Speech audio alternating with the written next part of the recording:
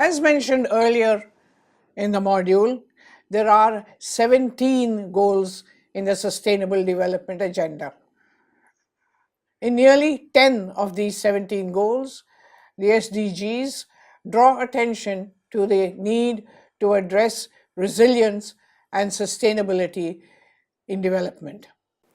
This particular subsection describes how ICTs have come to the help of governments in addressing these goals 10 to 17. Little bit of background.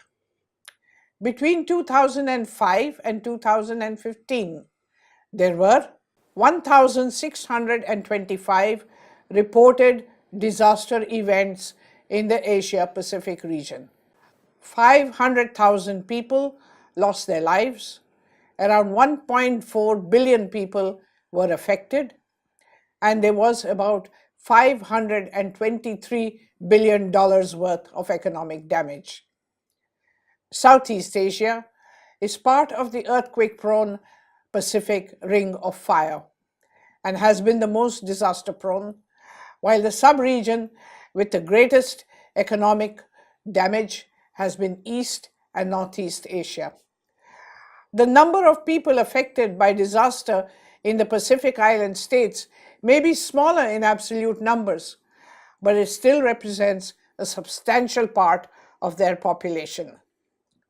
Countries could be wiped out. So I'm going to demonstrate to you two categories of illustrative cases in the composite area of environment, climate, and disaster. They can be citizen early warning systems for disaster warning or government efforts in comprehensive policy and system approaches. For example, in Nepal, where agriculture is the mainstay of incomes, in the central and southern region, the NGO Practical Action, with donor support, introduced the use of mobile phones for disaster warning. It did this by developing a phone-based early warning system allowing upstream and downstream communities to exchange information on flood signs and occurrences. In Sri Lanka, following the tsunami of 2004, the Disaster and Emergency Warning Network, DEWN, is an innovation based on widely available mobile technologies such as SMS and cell broadcast aimed at rendering a cost-effective and reliable mass alert system. The network connects mobile subscribers, police stations, identified religious, social, and community centers, and the general public, and alerts them to a national emergency alarms, connecting them to an alarm center. DEWN, which has been proven successful in Sri Lanka, is also available in Mongolia, Philippines, Lao People's Democratic Republic, and Bangladesh.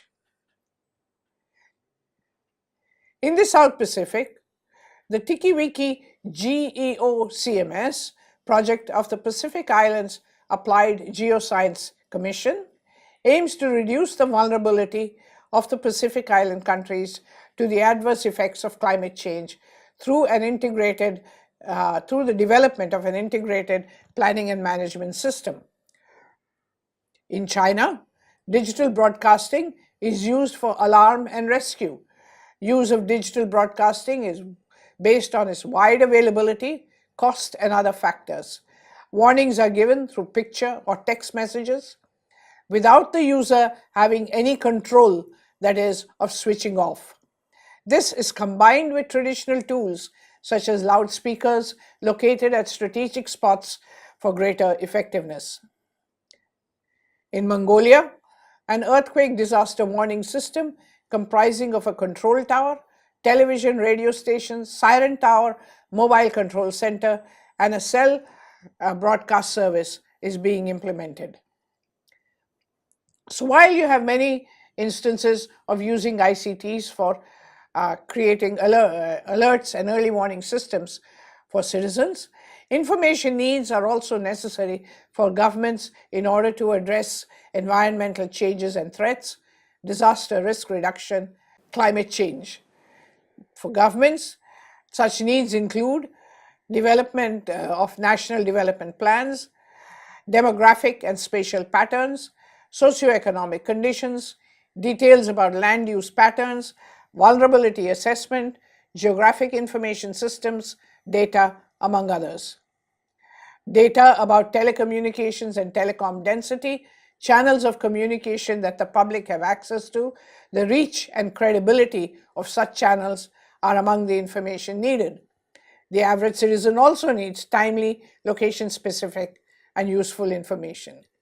For all of this data from multiple sources, it is big data where opportunities exist with governments to optimally use ICTs for decision support in environment and climate change. Data from these multiple sources can be rapidly analyzed for quick decision making, and a government can combine big data with interactive and two-way communication channels such as mobile telephony and social media to increase coordination among the different sectors, improve the effectiveness and efficiency of action, and prepare future policies. Social media have also been extensively used in the last decade to enable two-way communication between government and the public. In Nepal, since the earthquake of 2015, the government has set up a number of Twitter accounts, including for the Prime Minister's Relief Fund, the National Police, and the National Emergency Operations Centers. Officials have realized that they have to interact with citizens about issues that matter, and all these channels are being used to fix problems related to recovery efforts. The National Institute of Disaster Management, Pakistan, also has an active Facebook page in order to communicate its external policies. In 2012, the government of the Philippines initiated a plan to consolidate hashtags on social media in order to concentrate the effectiveness in information gathering and dissemination. So there are a variety of ways in which ICTs can be used and have had a major role to play in addressing environmental issues, disaster risks, and climate change.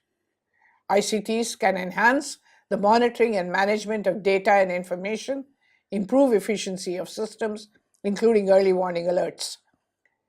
ICTs can facilitate multi-sector and multi-stakeholder engagements, including those with vulnerable and marginalized communities. Use of mobile phones, social media, and big data analytics are increasingly being used to tackle complex challenges in sustainable development.